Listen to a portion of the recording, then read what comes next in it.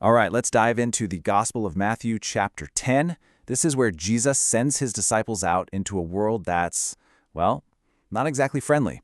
The instructions he gives them are incredibly practical, but also just so profound. We're going to break down exactly what he told them and why it's just as relevant for us today.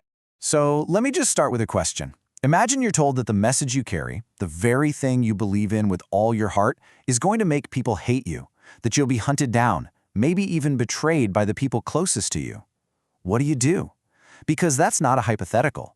That's the intense reality facing the disciples right here. You might expect Jesus to start with some words of spiritual comfort, right? But he doesn't. He starts with a clear, practical strategy for survival. This first instruction in verse 23 is all about one thing: keeping the mission alive no matter how intense the opposition gets. And his first command is, well, it's kind of surprising. He tells them to flee. See, the goal here wasn't about creating a bunch of martyrs. It was all about mobility and perseverance. Jesus is basically telling them, look, don't stand there and fight a battle you can't win. If a town rejects you, move on. The mission itself, spreading the message, was way more important than making some heroic last stand. The gospel had to stay on the move. Okay, but what about that really mysterious part at the end, till the Son of Man be come? This one little phrase has fascinated theologians for centuries, and there are really three main ways people understand it. Was Jesus talking about his own resurrection and ascension, which was going to happen really soon?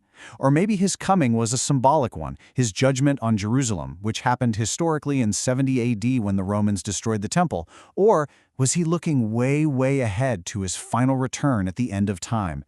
The beauty of the text is that it could hold all these layers of meaning at once. So after giving them the what to do, Jesus moves on to the why. Why should they expect all this hostility in the first place? And this next principle, it gets right to the absolute heart of what it means to be a disciple. The point is just so simple, but it is so powerful. The disciple is not above his master. The logic is undeniable. Think about it. Jesus himself was rejected, right? He was misunderstood, and he was even accused of being demonic.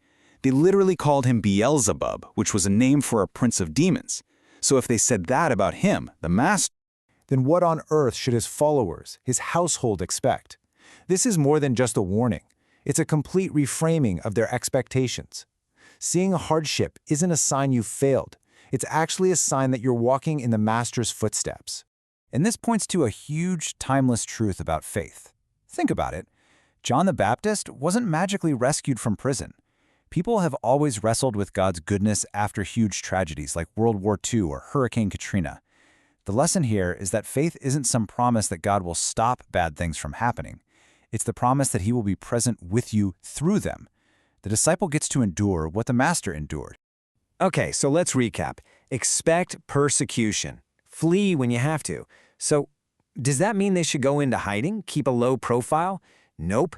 In fact, their response is supposed to be the exact opposite. Bold, loud, public proclamation. Jesus tells them not to be afraid because, ultimately, the truth has a way of coming out. It always does. He's giving them this incredible assurance that the message they're carrying will win in the end. All the secret plots of their enemies will be exposed, but the truth is destined for the light. And I just love the imagery he uses here, this powerful contrast. What you hear in darkness, that's all the intimate, private stuff Jesus taught them when they were alone. But that knowledge was never meant to be kept secret. It was designed to be shouted upon the housetops. This wasn't some exclusive club with hidden doctrines. The gospel was for everyone. Now, all of this builds to what is really the climax of the entire passage. After telling them time and again what not to fear, Jesus completely redefines the whole concept of fear itself. This right here, this is the secret to their courage. Hey, did you catch that? In this very short section, Jesus says fear not 3 separate times. That's not an accident. It's like a drumbeat, building and building to his most important point. He's drilling this idea into their heads. And here is the crucial distinction. Man's power, it's limited. The worst people can do is kill the body. It's temporary. But God's power, that's ultimate. That's eternal. It's authority over both soul and body. So Jesus is saying, don't waste your fear on temporary threats. Save your awe, your reverence, your fear for the only one who holds eternity in his hands. But here's the beautiful paradox. The one to be feared is also the source of the greatest comfort. He's not some distant, terrifying force. He's a father who knows the exact number of hairs on your head, who values you more than a whole flock of sparrows that he also cares for. And that intimate, personal care, that's the foundation of a disciple's courage. So, we're left with this. Jesus completely reframes fear. He turns it away from what people can do to us and directs it toward a reverent awe for the God who cares so deeply for us.